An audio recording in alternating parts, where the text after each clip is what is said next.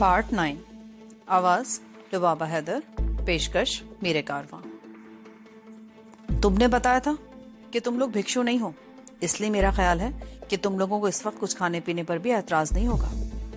काराशान ने बारी बारी हम दोनों की तरफ देखते हुए कहा और फिर उस अधेड़ उम्र औरत की तरफ रुक करके कुछ हिदायत दी और दोबारा मेरी तरफ देखते हुए बोली, मैंने होतीन से खाने के लिए कह दिया है, तुम लोग इतनी देर में अपने हुलिये दुरुस्त कर लो, आओ मेरे साथ। वो हमें एक कमरे में ले गई। जानकी बार बार अपना बायां कंधा दबा रही थी। कंधे पर चोट लगने के बाद वो एयर कंडीशन कार में बैठी रही थी, जिससे उसकी तकलीफ बढ़ गई थी। ये बंगला भी एयर कंडीशन ही था, मगर एयर कंडीशनर बंद थे और पंखे चल रहे थे। उस कमरे में 2 दीवारों के साथ शीशों के स्लाइडिंग डोर वाले वार्डरोब बने हुए थे। हर वार्डरोब में लातादाद कीमती मलबूसात टंगे हुए थे। उसने एक नजर जानकी की तरफ देखा और फिर एक ड्रेस निकाला और जानकी की तरफ बढ़ाते हुए एक दरवाजे की जानिब इशारा कर दिया। जानकी ने दरवाजा खोल कर देखा, वो बाथरूम था। जानकी काराशान की तरफ देखकर मुस्कुरा दी। काराशान मुझे लेकर उस कमरे से बाहर आ गई और दरवाजा बंद कर दिया। वो मुझे एक और कमरे में ले आई। ये एक बहुत कुशादा और शानदार बेडरूम था। ड्रेसिंग रूम के वार्डरोब में मर्दाना मलबूसात टंगे हुए थे। ये बाथरूम है, नहाने के बाद इनमें से जो लिबास पसंद आए वो पहन लेना, मैं अपने कमरे में या हॉल में मिलूंगी। वो मुस्कुराती हुई कमरे से बाहर निकल गई। मैंने दरवाजा बंद किया और वार्डरोब का जायजा लेने लगा। 3 पीस सूट भी थे, चीन के रिवायती लिबास भी, और ओपन शर्ट और पतलूने भी। एक तरफ जीन्स और टी शर्ट्स भी टंगी हुई थी। मैंने एक टी शर्ट और जीन्स निकाली, जिस्म पर लिपटी हुई चादर उतारकर जीन्स को पहनकर चेक किया। लंबाई में वो मेरे टखनों तक थी, अलबत्ता कमर से किसी कदर ढीली थी। वार्डरोब में कई बेल्ट भी टंगे हुए थे। मैंने एक बेल्ट भी निकाल लिया। मुझे कई दिनों बाद नहाने का मौका मिला था। जब मैं नहाकर निकला तो अपने आप को हल्का फुल्का महसूस कर रहा था। साफ सुथरे कपड़े भी कई रोज बाद पहनने का मौका मिला था। अपने कपड़े बाथरूम में ही छोड़कर मैं कमरे से बाहर निकल आया। ठीक उसी वक्त काराशान भी अपने कमरे से निकल रही थी। उसे देखकर मैं ठिठक गया। दिमाग में सनसनाहट सी होने लगी। उसने चौड़े पांचों वाला फूलदार पजामा और ओपन शर्ट पहन रखी थी। मैंने पहली बार गौर से उसकी तरफ देखा। उसके हसीन होने में कोई शुबा नहीं था, बल्कि इस वक्त तो वो कयामत ही लग रही थी। मेरे अंदाजे के मुताबिक उसकी उम्र 30-32 साल से ज्यादा नहीं थी। क्या देख रहे हो मिस्टर भिक्षु? Charming, thank you. वो मुस्कुरा दी और करीब आकर दोनों हाथ मेरे बाजुओं के मसल पर रख दिए। मुझे लगा जैसे वो मेरे मसल्स में उंगलियां गाड़ने की कोशिश कर रही थी, लेकिन मेरे मसल्स पत्थर की तरह सख्त थे, जिनमें जोंक भी नहीं लग सकती थी। Very smart. भिक्षु के लिबास में तो तुम कुछ अजीब से लग रहे थे। एन उसी वक्त जानकी भी दरवाजा खोलकर कमरे से निकल आई।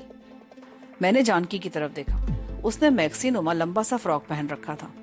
यही लिबास मुझे इस वक्त अच्छा लगा, आरामदेह है ना। सुबह मैं दूसरे कपड़े पहन लूंगी, वार्डरोब में पैंट और शर्ट्स वगैरह भी हैं, पर रात के लिए मुझे यही लिबास अच्छा लगा। जानकी ने यह बात उर्दू में कही थी, इसलिए काराशान कुछ न समझ सकी। इस दौरान हॉल की तरफ से उसी औरत की आवाज सुनाई दी, जिसे काराशान ने खाना तैयार करने के लिए कहा था। आओ, खाना तैयार हो गया है।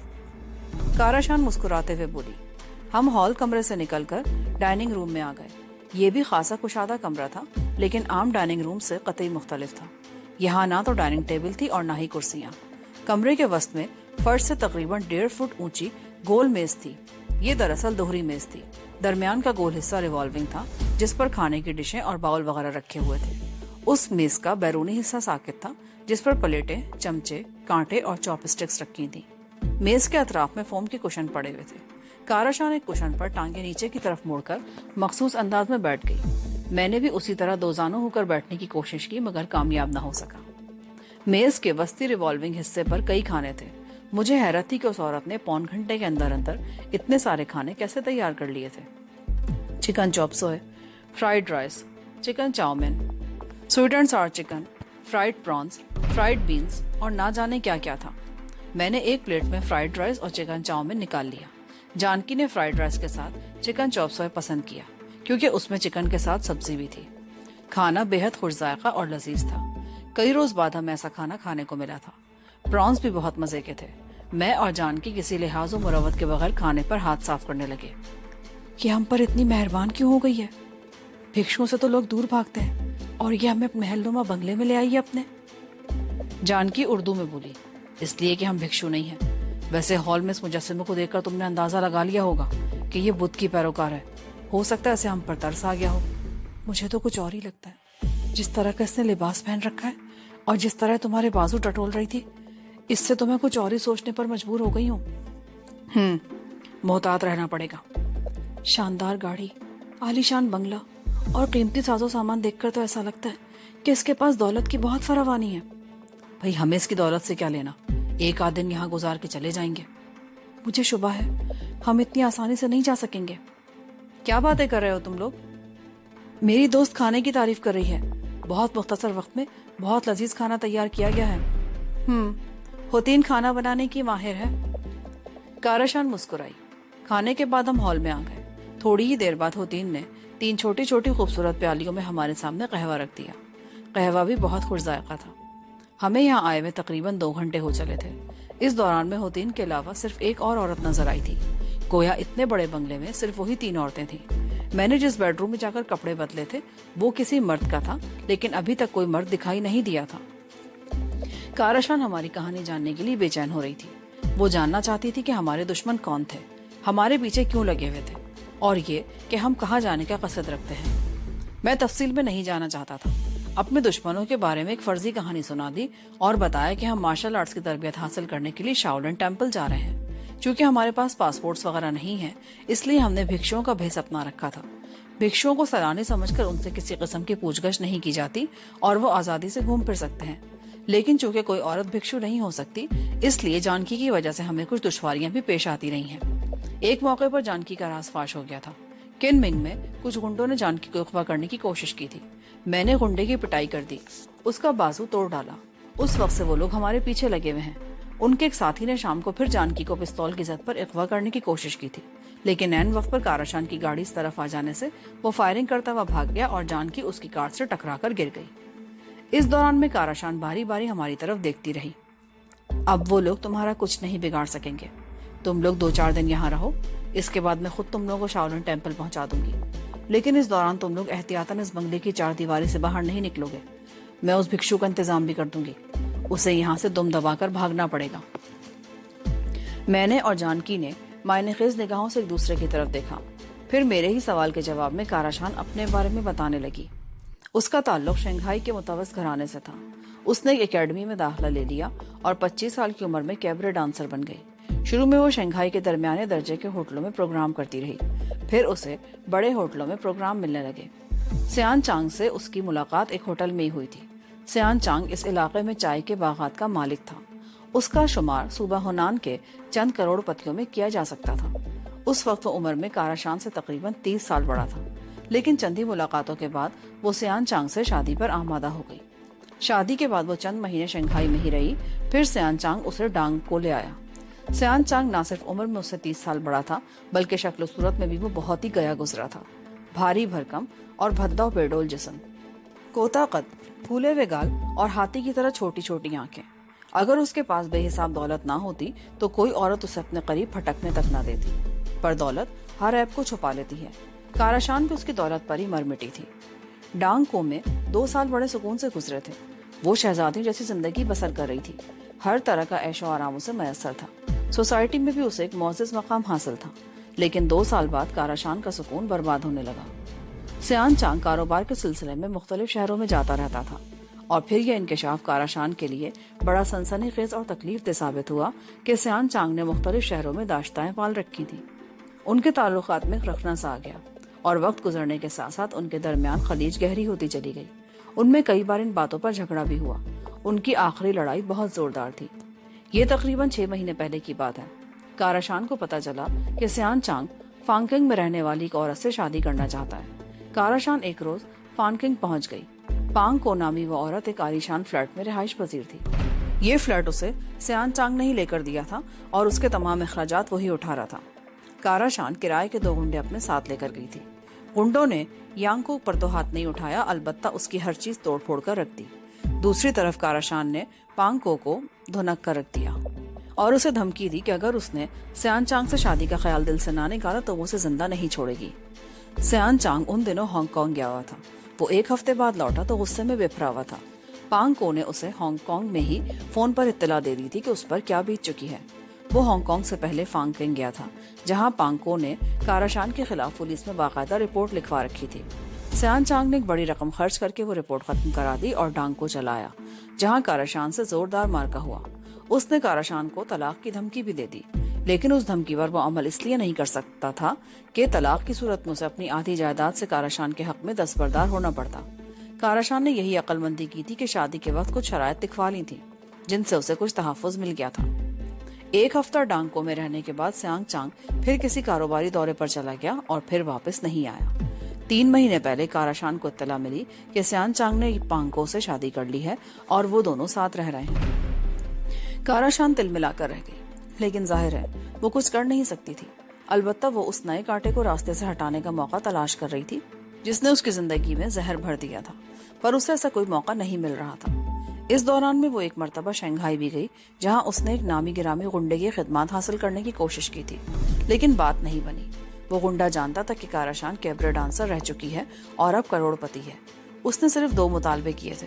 ایک شرط یہ تھی کہ وہ اس کے ساتھ ایک رات گزارنا چاہتا تھا، اور دوسرا مطالبہ اتنی زیادہ رقم کا تھا جو کاراشان کے لیے قابل قبول نہیں تھا۔ رقم بھی وہ پوری ایڈوانس مانگ رہا تھا۔ کاراشان کے ساتھ رات گزارنے کا مطالبہ کوئی نیا نہیں تھا۔ کیبرے ڈانسر کی حیثیت سے بڑے ہوٹلوں میں پروگرام حاصل کرنے کے لیے اس نے بہت سے لوگوں کے ایسے مطالبے پورے کیے تھے۔ اس غنڈے کا مطالبہ کوئی انوکھی بات نہیں تھی، لیکن اس بات کی کوئی ضمانت نہیں تھی کہ رات گزارنے کے بعد خطیر رقم وصول کر کے بھی وہ اس کام سے انکار کر دیتا۔ ایسی صورت میں وہ اس کا کیا بگاڑ سکتی تھی؟ وہ خاموشی سے ڈانگ کو واپس چلی آئی۔ جانکی اور میں دلچسپی سے اس کی باتیں سن رہے تھے۔ اس وقت رات کے 12:30 بج چکے تھے۔ ہوتین اپنے سارے کام ختم کر کے سامنے آ کھڑی ہوئی تو ان باتوں کا سلسلہ تھوڑی دیر کے لیے رک گیا۔ اس نے کاراشان سے کچھ کہا، جواب میں کاراشان نے بھی کچھ کہا اور اٹھ کھڑی ہوئی۔ ہوتین سونے کے لیے جا رہی ہے، آؤ ذرا دریا کی سیر کرائیں۔ چاندنی رات میں دریا کی سیر کا مزہ ہی کچھ اور ہوتا ہے۔ میں نے جانکی کو اشارہ کیا اور ہم دونوں بھی اٹھ کر کھڑے ہو گئے۔ بنگلے کے عقبی دروازے سے نکل کر ہم کھلی جگہ پر آ گئے۔ اس طرف کنکریٹ کا بہت وسیع و عریض چبوترا بنا ہوا تھا جو زمین کی سطح سے تقریباً 5 فٹ اونچا تھا۔ چبوترے پر ماربل کے بڑے بڑے ٹکڑے لگے ہوئے تھے۔ آگے نیچے اترنے کے لیے سیڑھیاں تھیں۔ اس طرف 3-4 مونولائٹیں جل رہی تھیں جن کی روشنی میں چبوترے کے آگے کا کچھ حصہ بھی نظر آ رہا تھا۔ ہم سیڑھیوں سے اتر کر نیچے آ گئے۔ آگے ایک ریتیلی زمین تھی اور تقریباً 100 گز آگے دریا تھا۔ جس طرح بنگلے کے سامنے کے رخ پر پختہ دیواریں تھیں، اسی طرح پچھلی طرف بھی دائیں بائیں اونچی دیواریں تھیں۔ البتہ سامنے دریا کے کنارے پر ایک سرے سے دوسرے سرے تک تقریباً 15 فٹ اونچا آہنی جنگلہ لگا ہوا تھا۔ خاردار تاریں اتنی گنجان تھی کہ بلی کا بچہ بھی نہیں گزر سکتا تھا۔ درمیان میں بوٹ ہاؤس بنا ہوا تھا۔ ہم ریت پر چلتے ہوئے بوٹ ہاؤس تک پہنچ گئے۔ کاراشان نے دروازہ کھولا اور اندر داخل ہو کر بتی جلا دی۔ روشنی ہوتے ہی میں آنکھیں پٹپٹا کر رہ گیا۔ بوٹ ہاؤس خاصا بڑا تھا اور اس میں دریائے پانی، کائی اور مچھلیوں کی مخصوص بو سمائی ہوئی تھی۔ بوٹ ہاؤس کے دونوں اطراف میں لکڑی کے تختوں سے 4-4 فٹ چوڑے پلیٹ فارم بنے ہوئے تھے۔ ایک پلیٹ فارم کے ساتھ ایک چھوٹی موٹر بوٹ بندھی ہوئی تھی جس میں صرف 3 افراد بیٹھ سکتے تھے، ایک بوٹ کے انجن کے ساتھ والی سیٹ پر اور 2 سامنے والی دوسری سیٹ پر۔ دوسرے پلیٹ فارم کے ساتھ ایک اور بڑی کشتی آہنی ہک سے بندھی ہوئی تھی۔ یہ بہت شاندار کشتی تھی۔ اسے لانچ تو نہیں کہا جا سکتا تھا، لیکن اس میں لانچ کی طرح ایک مختصر سا کیبن بنا ہوا تھا جس کی چھت پر بھی صوفہ نما لمبی سی سیٹ بنی ہوئی تھی۔ اس سے آگے ذرا سائیڈ میں کنٹرول ویل اور سوئچ پینل وغیرہ بنے ہوئے تھے۔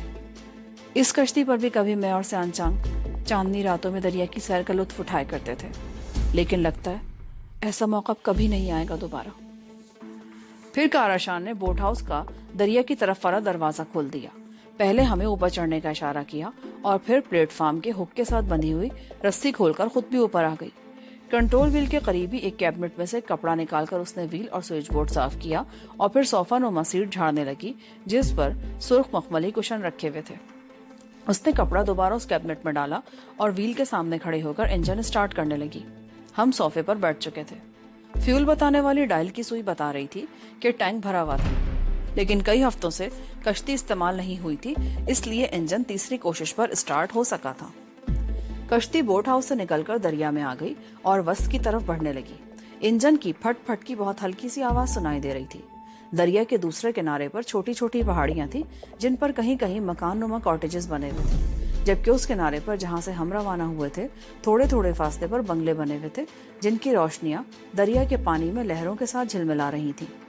چاند کی 14ویں رات تھی اور لوگ چاندنی رات میں دریا کی سیر سے لطف اندوز ہو رہے تھے۔ ہماری کشتی بہاؤ کے رخ پر جا رہی تھی۔ सामने से आने वाली कश्ती हमारे करीब से गुजर गई। वो बदबानी कश्ती थी जिसमें 15-16 अफराद सवार थे। उनमें कई लोगों ने हमारी तरफ देखकर हाथ भी हिलाए। मैंने भी बेख्तियार हाथ हिला दिया। कश्ती हल्की रफ्तार से चलती हुई तकरीबन 2 मील आगे निकल गई। उस जगह दरिया खम खाता हुआ बाएं तरफ घूम रहा था। बाएं किनारे पर माहीगीरों की छोटी सी बस्ती थी, जहां कुछ रोशनियां टिमटिमाती हुई नजर आ रही थी। काराशान ने वहां से कश्ती मोड़ना शुरू कर दी और इस तरह हमारा वापसी का सफर शुरू हो गया। हमारी कश्ती अपने बंगले के करीब से और घाट के सामने से गुजरती हुई आगे निकल गई। उस तरफ हम काफी दूर आगे तक निकल आए। वो इबादत गाह है, काराशान ने दरिया के किनारे पर एक जगह रोशनियों की तरफ इशारा करते हुए बताया। इबादतगाह की इमारत दरिया के अंदर तक थी। उस इबादतगाह से काफी आगे निकल जाने के बाद कश्ती वापस मुड़ी और जब कश्ती दोबारा बोट हाउस में दाखिल हुई तो 3 बजने वाले थे। बोट हाउस से बाहर आकर लगता था काराशान चबूतरे पर बैठकर कुछ बातों के मूड में थी, लेकिन हम बुरी तरह थके हुए थे। चबूतरे वाले दरवाजे से अंदर दाखिल होकर काराशान ने दरवाजा लॉक किया और हम दोनों को अलग अलग कमरे दिखा दिए। मुझे वही कमरा मिला था जहां मैंने शाम को बात लिया था, और ये यकीनन काराशान के शौहर सियान चांग का बेडरूम था। मैं कुछ देर जानकी वाले कमरे में बैठा उससे बातें करता रहा और फिर अपने कमरे में आकर बिस्तर पर लेट गया। कई रोज बाद नर्मो गुदास बिस्तर पर लेटना नसीब हुआ था। मैं बहुत थक गया था। बिस्तर पर लेटते मेरी आंखें बंद होने लगी और कुछ ही देर बाद मैं काराशान के बारे में सोचता हुआ नींद की आगोश में पहुंच गया। बातों की आवाज पर मेरी आंख खुल गई।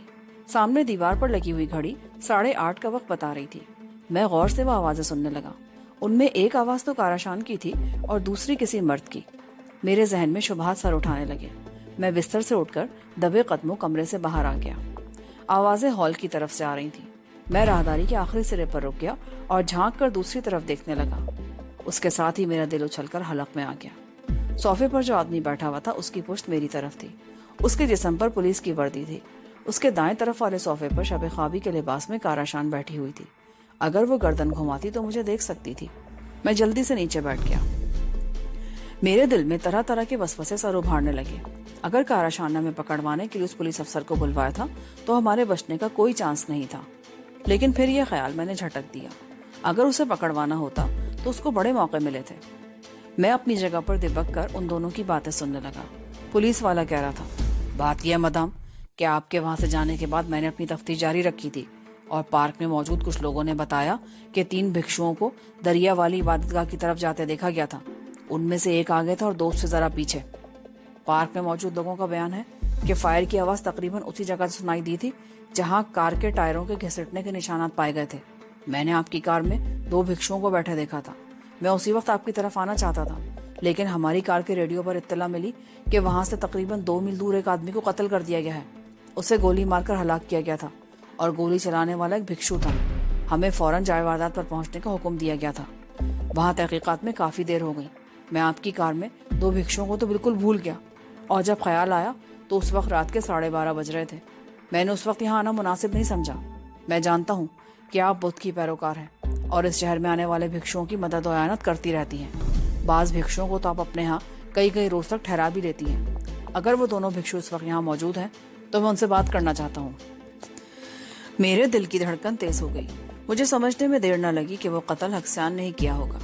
वो जराइम पेशा आदमी था। हो सकता है उसने उस आदमी को लूटने की कोशिश की हो और मज़ाहमत करने पर यक्सियान ने उस पर गोली चला दी हो। सॉरी ऑफिसर, उन दोनों भिक्षुओं को मैंने कुछ रकम देकर शहर वाली इबादतगाह की तरफ जाने वाली सड़क के मोड़ पर उतार दिया था। मैंने वहां भी मालूम कर लिया था, लेकिन इत्तेफाक है कि गुज़िश्ता शाम 7 बजे इबादतगाह का गेट बंद होने के बाद कोई भिक्षु वहां नहीं आया। हो सकता है वो किसी और तरफ निकल गए हों, किसी सराय वगैरह में। मैं चेक कर चुका हूँ मदाम, मगर कोई सुराग नहीं मिला। लेकिन सवाल ये पैदा होता है कि इन 2 भिक्षुओं की आपको तलाश क्यों है, जबकि कत्ल की वो वारदात वहां से 2 मील दूर मुखालिफ सिमत में हुई थी। पार्क वाली सड़क पर 3 भिक्षुओं को आगे पीछे जाते हुए देखा गया था। हो सकता है वो 3 एक दूसरे को जानते हों और वो दोनों कातिल भिक्षु के बारे में कुछ बता सकें। सॉरी ऑफिसर, मैं उन भिक्षुओं के बारे में नहीं जानती और इस सिलसिले में आपकी कोई मदद नहीं कर सकती। काराशान ये कहते हुए उठ खड़ी हुई। पुलिस अफसर भी खड़ा हो गया। उसने मेज पर रखी हुई टोपी उठाकर सर पर जमाई और काराशान का शुक्रिया अदा करते हुए रुखसत हो गया। काराशान भी बरामदे के दरवाजे तक रुखसत करने के लिए उसके साथ गई। मैं तेजी से चलता हुआ अपने कमरे में आकर बिस्तर पर लेट गया और काराशान के बारे में सोचने लगा। वो वाकई हमारी हमदर्द थी। उसने हमें छुपाकर एक तरह से पुलिस को भी अपना दुश्मन बना लिया था। بعد میں جب کسی وقت پولیس کو پتہ چلے گا کہ ہمیں کاراشان نے پناہ دے رکھی تھی اور پولیس کے سامنے غلط بیانی سے کام لیا تو نہ جانے پولیس اس کے ساتھ کیا سلوک کرے۔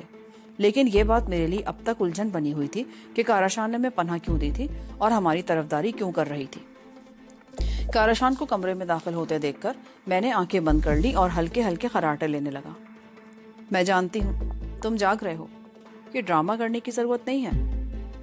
میں نے تمہیں راہداری میں دیکھ لیا تھا، وہ پولیس آفیسر جا چکا ہے، اپنی آنکھیں کھول دو۔ میں نے آنکھیں کھولی اور اٹھ کر بیٹھ گیا۔ میں اپنے کمرے میں ہوں، تم وہیں آ جاؤ، کاراشان نے کہا اور مڑ کر دروازے سے باہر نکل گئی۔ میں چند لمحے بستر پر بیٹھا رہا اور پھر اٹھ کر باتھ روم میں گھس گیا۔ 15 منٹ بعد میں کاراشان کے بیڈ روم میں موجود تھا۔ سائڈ ٹیبل پر کافی کے 2 کپ رکھے تھے جن سے بھاپ اٹھ رہی تھی۔ میں کرسی پر بیٹھ گیا۔ کاراشان بیڈ کی پشت سٹیک لگائے بیٹھی تھی۔ کہ تو تم جان ہی گئے ہو کہ وہ پولیس آفیسر یہاں تم لوگوں کی تلاش میں آیا تھا، پر میں نے اسے ٹال دیا ہے۔ یس مدام، میں سمجھ نہیں سکا کہ ہماری وجہ سے تم اپنے آپ کو مصیبت میں کیوں ڈال رہی ہو۔ اگر پولیس کو پتہ چل گیا کہ ہم نے یہاں پناہ لے رکھی ہے تو بلا وجہ تم پر شک کیا جائے گا۔ ہم کو جرائم پیشہ تو ہے نہیں کہ پولیس سے اس طرح چھپتے پھریں۔ پولیس والے ہم سے صرف اس بھکشو کے بارے میں معلوم کرنا چاہتے ہیں جس نے بازار میں کسی کو قتل کر دیا ہے۔ میرا خیال ہے کہ مجھے اور جانکی کو پولیس کے سامنے پیش ہو جانا چاہیے۔ مجھے کوئی اعتراض نہیں، لیکن جب پولیس کو پتہ چلے گا کہ جانکی مرد نہیں عورت ہے اور تم لوگ بھکشو نہیں ہو تو پولیس قتل کی اس واردات کو بھول جائے گی اور تم دونوں سے پوچھ گچھ شروع کر دے گی۔ یہاں ہر اجنبی کو شک کی نگاہ سے دیکھا جاتا ہے، کسی پر بھی جاسوسی کا الزام بڑی آسانی سے لگایا جا سکتا ہے۔ تم لوگ ایک بار پولیس کے ہاتھ لگ گئے نا تو زندہ یا مردہ کسی بھی صورت میں یہاں سے نکل نہیں سکو گے۔ کاراشان نے غلط نہیں کہا تھا۔ اس کمبخت یکسیان کی وجہ سے اچھی خاصی الجھن پیدا ہو گئی تھی اور ظاہر ہے جب تک یہ معاملہ ٹھنڈا نہیں پڑ جاتا ہم یہاں سے نکل نہیں سکتے تھے۔ اب صورتحال یہ ہے، فی الحال تم لوگوں کے لیے باہر نکلنا مناسب نہیں۔ یہاں بنگلے میں رہتے ہوئے تم لوگوں کو کوئی خطرہ نہیں ہے۔ حالات جیسے پرسکون ہوں گے میں خود تم لوگوں کو یہاں سے نکال دوں گی۔ اگر تمہارے ملازمین میں سے کسی نے ہمارے بارے میں بتا دیا تو ایسا نہیں ہوگا۔ میرے بنگلے پر کوئی مرد ملازم نہیں ہے، خواتین کے علاوہ 2 عورتیں اور ہیں، ایک گھر کے کام کاج کے لیے اور دوسری سیکیورٹی گارڈ۔ وہ ریڈ آرمی کی ریٹائرڈ آفیسر ہے، گیٹ کی ڈیوٹی سنبھالنے کے علاوہ باغبانی اور اس قسم کے دوسرے کام بھی وہی کرتی ہے۔ گزشتہ شام جب میں تم لوگوں کو لے کر یہاں آئی تھی تو میں نے اسی وقت ان تینوں کو سمجھا دیا تھا۔ مجھ سے ملاقات ہونے سے پہلے اس آفیسر نے یقیناً میری سیکیورٹی گارڈ اور خواتین وغیرہ سے بھی پوچھا ہوگا، پر انہوں نے اپنی زبانیں بند رکھی۔ ہمیں کب تک یہاں رہنا ہوگا؟ جب تک یہ معاملہ ٹھنڈا نہیں پڑ جاتا، اور میرا خیال ہے اس میں 2-4 دن تو لگ ہی جائیں گے۔ اس کے بعد تم لوگوں کے لیے پریشانی کی کوئی بات نہیں ہوگی۔ میں نے کافی کا آخری گھونٹ بھر کر خالی کپ سائڈ ٹیبل پر رکھ دیا، پھر میں اٹھ کر کمرے سے باہر آ گیا۔ دوسری عورت جسے کل شام میں نے صرف ایک مرتبہ دیکھا تھا ہال میں فرنیچر کی صفائی کر رہی تھی، وہ میری طرف دیکھ کر مسکرا دی۔ میں اس پر توجہ دیے بغیر جانکی کے کمرے میں آ گیا۔ اس وقت 10 بجنے والے تھے اور جانکی ابھی تک سو رہی تھی۔ میں بیڈ کے قریب کرسی پر بیٹھ گیا اور جانکی کو جگانے کے لیے دھیمے لہجے میں 2-1 مرتبہ اس کا نام لے کر پکارا۔ اس نے آنکھیں کھول دی۔ ارے تم کب سے یہاں بیٹھے ہو؟ تمہارے کمرے میں تو ابھی آیا ہوں، لیکن میں جلدی جاگ گیا تھا۔ یہاں کچھ گڑبڑ کے آثار نظر آ رہے ہیں۔ کیا؟ کیسی گڑبڑ؟ پولیس ہماری تلاش میں یہاں آئی تھی۔ یہ کمبخت یکسیان ہمارے لیے مسئلہ بنتا جا رہا ہے۔ مجھے ڈر ہے کہ اس کی وجہ سے ہم کسی مصیبت میں نہ پھنس جائیں۔ اگر ایسی بات ہے تو ہمیں پہلی فرصت میں یہ شہر چھوڑ دینا چاہیے، لیکن کاراشان کے خیال میں ہمیں چند روز تک بنگلے سے باہر قدم بھی نہیں رکھنا چاہیے۔ ہمارے معاملے میں اس نے اگرچہ پولیس کو غلط راستے پر ڈال دیا ہے، اس غلط بیانی کی وجہ سے وہ خود بھی کسی الجھن میں مبتلا ہو سکتی ہے، لیکن پر سوال یہ پیدا ہوتا ہے وجدان کہ وہ اپنے آپ کو مصیبت میں ڈال کر ہماری مدد کیوں کر رہی ہے؟ اگر ہمارا تعلق بدھ مت سے ہوتا تو یہ سمجھا جا سکتا تھا کہ مجھے بھی اس پر کسی قسم کا شبہ ہونے لگا ہے۔ بہرحال اب صورتحال یہ ہے کہ 1-2 دن تک ہم یہاں رہنے پر مجبور ہیں۔ پولیس کا معاملہ ٹھنڈا پڑ جانے کے بعد بھی اگر اس نے ہمیں روکنے کی کوشش کی تو پھر کچھ سوچا جائے گا۔ تم اٹھ کر تیار ہو جاؤ، ناشتہ کرنے کے بعد کچھ سوچیں گے۔ جانکی مجھ سے پہلے بیڈ سے اتر کر دروازے کے پاس پہنچ گئی۔ پہلے مجھے باہر جانے دو۔ اپنے کمرے میں آ کر میں باتھ روم میں گھس گیا۔ ٹھنڈے پانی کے غسل سے کسل مندی بڑی حد تک دور ہو گئی تھی۔ کل رات میں نے اپنے پرانے کپڑے غسل خانے میں ہی چھوڑ دیے تھے، پر اب وہ یہاں نظر نہیں آ رہے تھے۔ شاید ہوتین یا دوسرے ملازمہ نے اٹھا کر کہیں ڈال دیے تھے۔ جب میں کمرے سے باہر نکلا تو جانکی اور کاراشان ہال میں بیٹھی ہوئی تھی۔ کاراشان نے وہی لباس پہن رکھا تھا جو کل شام ہم نے اس کے جسم پر دیکھا تھا۔ اس کے تھوڑی دیر بعد ہم ڈائننگ روم میں اس کی گول میز کے گرد بیٹھے ناشتہ کر رہے تھے۔ ناشتے کے دوران میں ہی کاراشان نے بتایا کہ ناشتے کے بعد وہ ایک ضروری کام سے چلی جائے گی۔ ہمیں یہاں کوئی خطرہ نہیں ہے، ہم بنگلے کے اندر اور لان میں آزادی سے گھوم پھر سکتے ہیں، البتہ باہر نکلنے کی کوشش نہ کریں۔ ہمیں کسی بھی چیز کی ضرورت ہو تو ہم بلا تکلف ہوتین سے کہہ دیں۔ کاراشان چلی گئی۔ ہم دیر تک لان میں گھومتے رہے۔ لان کے گیٹ کے ساتھ کیبن کے سامنے کرسی پر بیٹھی ہوئی ایک محافظ عورت تھی جس کی عمر لگ بھگ 40 سال تھی۔ وہ درمیانے قد کی صحت مند عورت تھی اور چہرے سے بڑی خراٹ لگ رہی تھی۔ اس کی گود میں آٹومیٹک رائفل رکھی ہوئی تھی۔ ہم قریب سے گزرے تو وہ ہماری طرف دیکھ کر مسکرا دی۔ ہم لان میں گھومنے کے بعد اندر آ گئے اور گھوم پھر کر تمام کمرے دیکھنے لگے۔ کام کرنے والی دوسری عورت تو سامنے نظر نہیں آئی، البتہ 1-2 مرتبہ حتین سے آمنا سامنا ضرور ہوا۔ اس نے ہمیں کسی بھی کمرے میں جانے سے روکنے یا ٹوکنے کی کوشش نہیں کی۔ آخر ہم جانکی والے کمرے میں آ گئے۔ باتوں کے لیے ہمارے پاس صرف 2 ہی موضوع تھے، کاراشان اور یکسیان۔